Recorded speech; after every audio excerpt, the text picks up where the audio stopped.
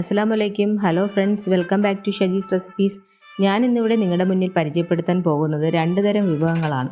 ആദ്യത്തേത് ഒരു തൈര് കറിയാണ്. അതിന് ആകെ ഈ കാണുന്ന കുറച്ച് ഇൻഗ്രീഡിയൻസിൻ്റെ മാത്രമേ ആവശ്യമുള്ളൂ. ഇത് ബാച്ചിലേഴ്സിനും വെജിറ്റേറിയൻസിനും ഒരുപോലെ ഇഷ്ടപ്പെടുന്ന ഒന്നാണ്. ഈ ലോക്ക്ഡൗൺ സമയത്ത് എന്ത് കറി വയ്ക്കുമെന്ന് തലപുകയെന്ന് വീട്ടമ്മമാർക്ക് ഏറെ പ്രയോജനപ്പെടുന്ന ഒന്നാണിത് കേട്ടോ. ഇതിൽ വേണ്ടത് 1 കപ്പ് പുളിപ്പില്ലാത്ത കട്ടി തൈരാണ്. പുളിപ്പില്ലാത്ത തന്നെ എടുക്കാൻ നോക്കണം. പിന്നെ വേണ്ടത് ചെറിയ ഉള്ളിയാണ്. ഞാനിവിടെ കുഞ്ഞുള്ളി ആയതുകൊണ്ട് 10-15 എടുത്ത് വെച്ചിട്ടുണ്ട്. നിങ്ങൾ 2 കപ്പ് തൈരിനാണെങ്കിൽ ഇതിൽ കൂടുതൽ എടുക്കാൻ നോക്കണം. ചെറിയ ഉള്ളി ഉലിക്കാൻ ബുദ്ധിമുട്ടുള്ളവർ സവാള എടുത്താലും മതി. അതിനേക്കാൾ ടേസ്റ്റ് ചെറിയ ഉള്ളി തന്നെയാണ്. പിന്നെ വേണ്ടത് 4 പച്ചമുളകാണ് ഞാനിവിടെ എടുത്ത് വെച്ചിട്ടുള്ളത്. വേറെ നമ്മൾ മുളകൊന്നും ചേർക്കുന്നില്ല, അതുകൊണ്ട് 4 പച്ചമുളക് തന്നെ എടുക്കണം. പിന്നെ പകുതി തക്കാളിയും 1 തണ്ട് കറിവേപ്പിലയും, ഇത്രയും ഇതിന് ആവശ്യമുള്ളൂ. ഇനി നമുക്ക് ഉള്ളിയും പച്ചമുളകും തക്കാളിയും ഒന്ന് അരിഞ്ഞെടുത്ത് വെച്ചിട്ട് വരാം.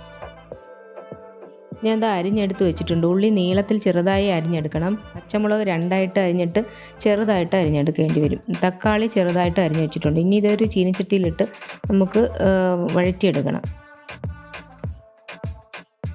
നമുക്ക് അടുപ്പിലോട്ട് ചീനച്ചട്ടി വെച്ച് കൊടുക്കാം. ചീനച്ചട്ടി ഒന്ന് ചൂടാകുമ്പോൾ അതിലോട്ട് വെളിച്ചെണ്ണ ഒഴിച്ചു കൊടുക്കാം. വെളിച്ചെണ്ണ തന്നെ ഒഴിക്കണം, വേറെ ഓയിലൊന്നും ഒഴിക്കരുത് കേട്ടോ.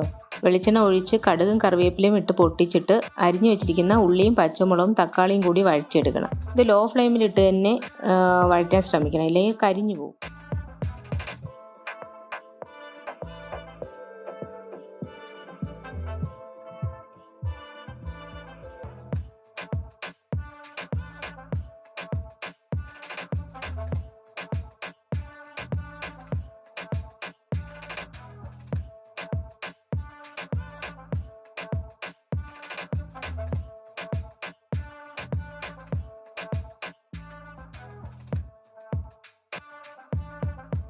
ഇതിപ്പോൾ നമുക്ക് നല്ലതുപോലെ വഴറ്റി കൊടുക്കാം. ഈ വഴറ്റുന്ന സമയത്ത് തന്നെ ഇതിലോട്ട് ആവശ്യത്തിന് ഉപ്പ് കൂടെ ചേർത്ത് വഴറ്റാം. അങ്ങനെ വഴറ്റുകയാണെങ്കിൽ പെട്ടെന്ന് തന്നെ വഴന്നു വരും കേട്ടോ.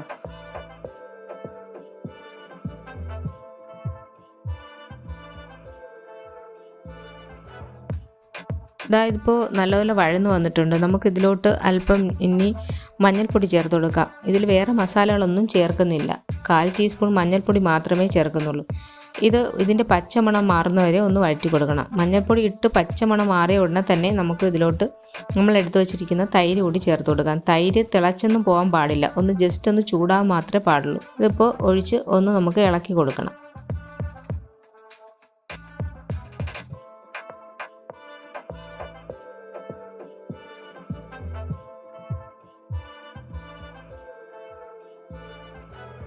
നമ്മുടെ തൈര് കറി റെഡി ആയിട്ടുണ്ട്. ഇനി ഇത് തീ ഓഫാക്കിയിട്ട് നമുക്ക് സെർവിങ് ബൗളിലോട്ട് മാറ്റണം. ഈ സമയത്ത് തന്നെ ഉപ്പൊക്കെ ഒന്ന് ചെക്ക് ചെയ്ത് നോക്കിക്കൊള്ളാം കേട്ടോ. ഉപ്പ് ആവശ്യമാണെങ്കിൽ ഉപ്പ് കൂടി ചേർത്ത് കൊടുക്കണം. ഇത്രയേ ഉള്ളൂ, നമ്മുടെ തൈര് കറി റെഡി ആയിട്ടുണ്ട്. ഞാനിന്നിവിടെ രണ്ടാമതായി നിങ്ങളുടെ മുന്നിൽ പരിചയപ്പെടുത്താൻ പോകുന്നത് ഒരു ചെറിയ ഡിഷാണ്. നമ്മുടെ തൈര് കറിക്ക് കൂടെ കഴിക്കാൻ പറ്റിയ ഒരു ഡിഷാണ് കേട്ടോ. ഇത് തോരനൊന്നുമല്ല കേട്ടോ. ഇത് പപ്പടം ഉള്ളി എന്നാണ് ഞങ്ങൾ പറയുന്നത്. ഇതിൻ്റെ മെയിൻ ഇൻഗ്രീഡിയൻറ്റ് തന്നെ പപ്പടമാണ്. ഇതിന് ഞാനിപ്പോൾ ഇവിടെ 4-5 പപ്പടം എടുത്ത് വെച്ചിട്ടുണ്ട്. ഇതൊന്ന് പൊരിച്ചെടുക്കണം. പിന്നെ വേണ്ടത് 2 മീഡിയം സൈസ് സവാളയാണ്. ഇതൊന്ന് അരിഞ്ഞെടുക്കണം. പിന്നെ കുറച്ച് തേങ്ങയും. ഇത് 3ഉമാണ് ഇതിൻ്റെ മെയിൻ ഇൻഗ്രീഡിയൻറ്റ്.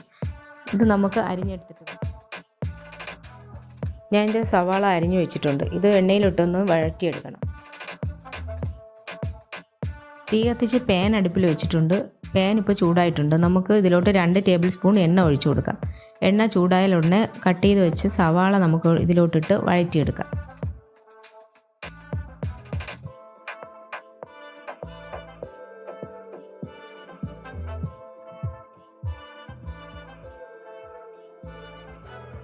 സവാള ഒന്ന് വഴന്ന് കിട്ടാൻ വേണ്ടി നമുക്ക് ഇതിലോട്ട് ഒരു നുള്ളു ഉപ്പിട്ട് കൊടുക്കാം.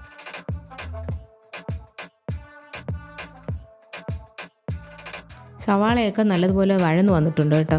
ഇത് നല്ലതുപോലെ ശരിക്കും അങ്ങ് വഴന്ന് പോകേണ്ട ആവശ്യമില്ല. നമുക്കൊന്ന് കടിക്കാൻ കിട്ടണം നമ്മൾ കഴിക്കുന്ന സമയത്ത്. അപ്പോൾ വഴന്ന് വന്ന സമയത്ത് നമുക്ക് ഇതിലോട്ട് തേങ്ങ ചേർത്ത് കൊടുക്കണം. ആവശ്യത്തിനനുസരിച്ച് ചേർത്ത് കൊടുക്കാം. ഞാനിപ്പോൾ ഇവിടെ 4 ടേബിൾ സ്പൂൺ തേങ്ങയാണ് ചേർക്കുന്നത്. തേങ്ങ ചേർത്ത് ജസ്റ്റ് ഒന്ന് നമുക്ക് അതിൻ്റെയും പച്ചമണം മാറുന്നത് വരെ ഒന്ന് വഴറ്റിയെടുക്കാം.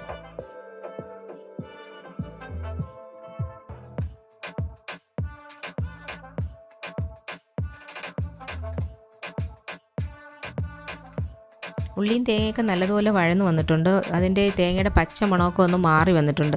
നല്ലപോലെ കരിഞ്ഞൊന്നും പോകരുത് ഉള്ളിയും തേങ്ങയൊന്നും. ഇനി ഇതിലോട്ട് നമുക്ക് എരിവിനനുസരിച്ച് മുളക് പൊടി ചേർത്ത് കൊടുക്കണം. ഞാനിവിടെ ഇപ്പോൾ 1.5 ടീസ്പൂൺ മുളക് പൊടിയാണ് ചേർത്തിട്ടുള്ളത്. കൂടുതലാവരുത് കേട്ടോ. മുളക് പൊടി ഇടുന്ന സമയത്ത് തീ ലോ ഫ്ലെയിമിലും ആയിരിക്കണം. ഇനി ഈ മുളക് പൊടിയുടെ പച്ച മണം മാറുന്നത് വരെ ഒന്ന് നമുക്ക് വഴറ്റിയെടുക്കണം.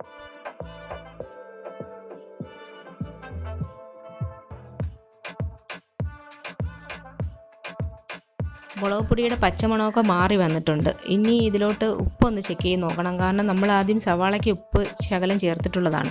അപ്പോൾ ഇതിൽ നോക്കിയപ്പോൾ ഉപ്പിൻ്റെ കുറവായതുകൊണ്ട് ഞാൻ 1/2 ടീസ്പൂൺ ഉപ്പ് കൂടെ ചേർക്കുന്നുണ്ട്. ഉപ്പ് കൂടെ ചേർത്ത് ജസ്റ്റ് ഒന്ന് ഇളക്കി യോജിപ്പിച്ചാൽ മാത്രം മതി. അത് കഴിഞ്ഞ് നമുക്ക് തീ ഒന്ന് ഓഫാക്കി കൊടുക്കാം. ഇനി ഇതിൻ്റെ മെയിൻ ഇൻഗ്രീഡിയൻ്റായ പപ്പടം പൊടിച്ച് ഇതിലോട്ട് ചേർത്ത് കൊടുക്കണം. അത്രയേ ഉള്ളൂ ബാക്കി.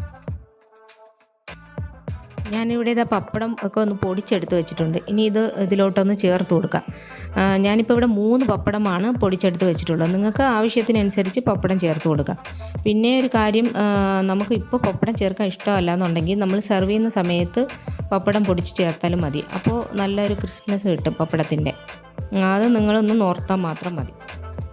ഞാനിവിടെ ഉണ്ടാക്കിയ 2 വിഭവങ്ങളും നിങ്ങൾക്ക് എല്ലാവർക്കും ഇഷ്ടമായെന്ന് ഞാൻ വിചാരിക്കുന്നു. ഈസി അല്ലേ ഇത് ഉണ്ടാക്കാൻ വേണ്ടിയിട്ട്.